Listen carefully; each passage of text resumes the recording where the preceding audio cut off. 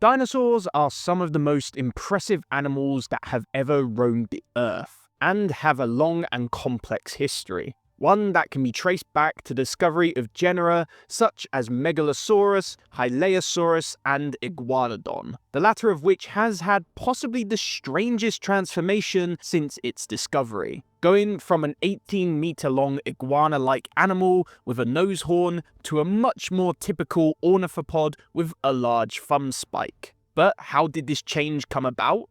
Well, paleontology is an ever-changing field fed by discoveries. And for Iguanodon, one important one comes from the country of Belgium at a site named Bernissart.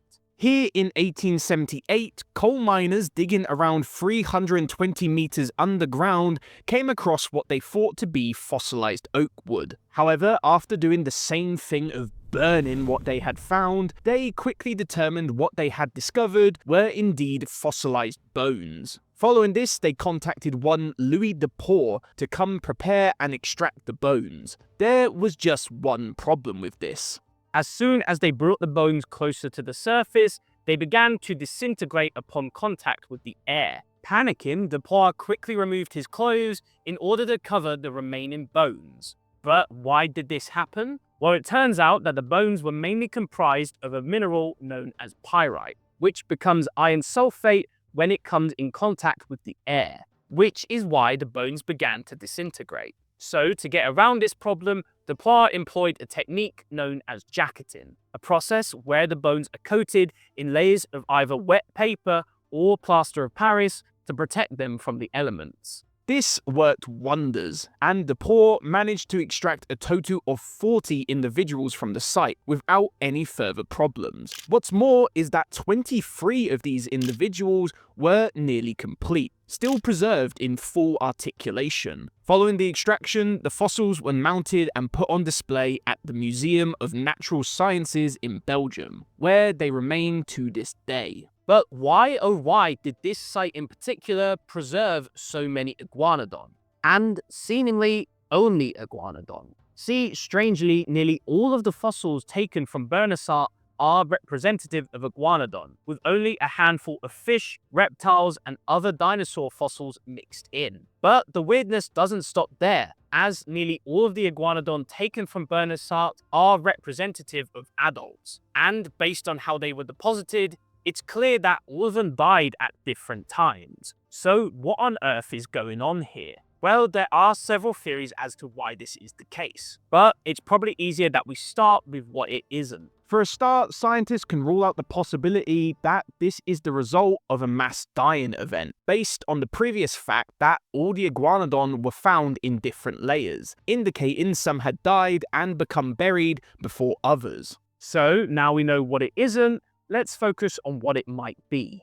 One theory put forward was that the site was the result of a flash flood, and the reason why nearly all the specimens are of older animals is that they unfortunately couldn't escape the rapid flooding. This has some problems though, mainly because the environment they lived in didn't seem susceptible to major flooding. While Bernissart back in the early Cretaceous did experience seasonal flooding, it wasn't the kind that would have killed so many animals. But luckily, this knowledge of the area has given us another theory. See, we know that the area the fossils were found in represented a sinkhole in a swampy area based on the sediment there. So, what if this site acted as a predator trap, where dinosaurs would sink into the mud and only the younger ones were strong enough to escape?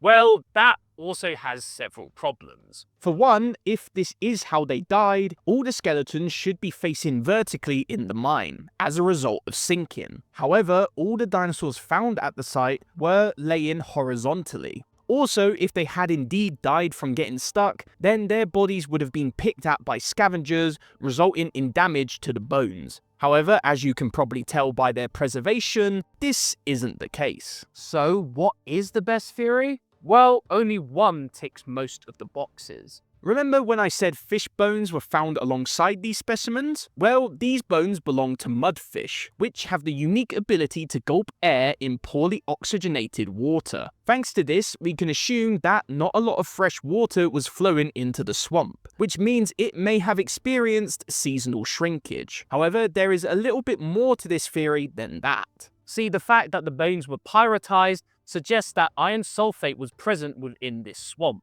This iron sulfate could have fed and produced what are known as cyanobacterial mats. These are bacteria that, if ingested, can cause problems with the nervous system and muscles. So, perhaps herds of Iguanodon were attracted to the lake during a drought and, after ingesting the water, became paralyzed and drowned. How does this account for the lack of any juveniles at the site? Well, like I said, it only ticks most of the boxes. But sadly, we may never know the actual answer, as the mine was closed in 1881. But the mine could still hold answers to this mystery. Drilling operations in 2002 and 3 took cores from the mine, which were found to have fragments of bone within them, which tells us that, at the very least, there are still fossils down there. But whether or not they are Iguanodon is probably a question that will remain unanswered. However, we should be thankful to have had access to such an amazing site that told us so much about the natural world and the life and looks of Iguanodon. And if you want to hear about more amazing sites, click the video on the screen.